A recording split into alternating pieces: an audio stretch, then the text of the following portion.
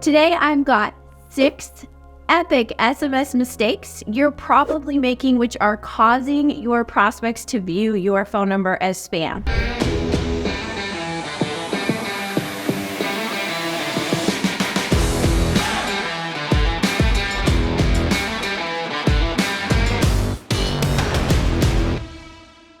Now, when SMS first came on the scene, it worked insanely well, but over the years, it's becoming less and less effective as more and more businesses have started to use SMS. Like pretty much everyone that I do business with uses SMS. My dentist, my hairstylist, my son's school, like the list goes on, which is why you want to make sure you're not making these 6 epic mistakes when texting with prospects. All right, mistake number 1 is not editing automation.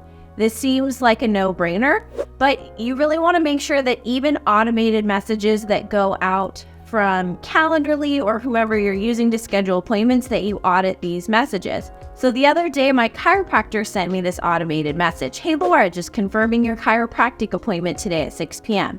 And what happened was I saw the message, knew that it was automated, cleared it out, and then totally forgot about my appointment, and I ended up missing it, which is why you want to edit these automated messages. If I had received a message that seemed more personal, hey Laura, this is Dr. Bill. I'm super excited to see you today at 6 p.m. Do me a favor, let me know if you can't make it. If you get a message that seems personal, like Dr. Bill sent it to me, I would be far more invested in that message, more likely to respond and show up for the appointment. All right, mistake number 2 is sounding like a business. I actually don't like to immediately announce that I'm a business, because if you can get a prospect to respond once, they're far more likely to continue on with the conversation. So the types of messages that I normally see is, hey, this is Laura from Your Awesome Gym. Thanks for opting in to get your 7-day pass. When can I get you scheduled? And when you immediately announce that you're a business, again, somebody is more likely to clear that message out and just register it as spam, which is why the very first message that I send out, I don't like it to appear like it's coming from a business. Something simple like, is this the right number for Laura? Or, hey Laura, how you're doing? Works well. Normally someone will respond with, who is this? Or I'm sorry, I don't have this number saved in my phone. But again, once you can get them to respond once, they're more likely to continue on with the conversation. All right, epic mistake number 3 is asking too many questions all at once. I love to use the example of the Sex and the City episode. You may not have seen it. Aiden has just moved in with Carrie. Carrie is getting super annoyed because she comes in every day and Aiden just asks her all of these questions. He's like, hey, where have you been? Who do you know? What did you see? What did you do? And she's like, whoa, bro, can I just come in and relax in my apartment for a minute? So again, this is a mistake that I see a lot of gym owners make, is they'll ask multiple questions at once. When you do this, your prospect becomes overwhelmed, just like Carrie was, and annoyed, frankly, and doesn't want to respond to any messages.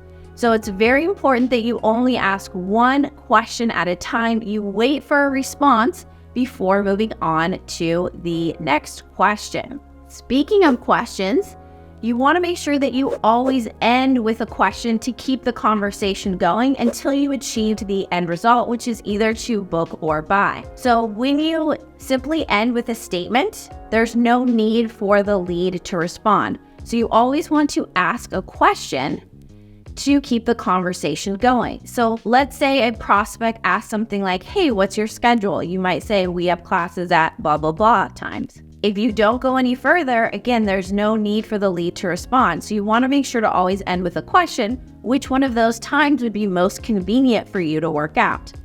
Always make sure you end with a question to keep that conversation going, which is a great segue into mistake number 5, which is talking too much.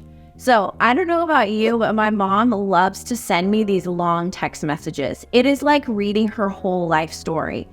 And when I get a text message like that, first of all, I'm amazed because my mom is not a very fast typer, so I knew it must have taken her an hour. But when I get this message, my first response, even though I love my mother, is, what does she want now? This is so much work. I can't believe I have to read all of this.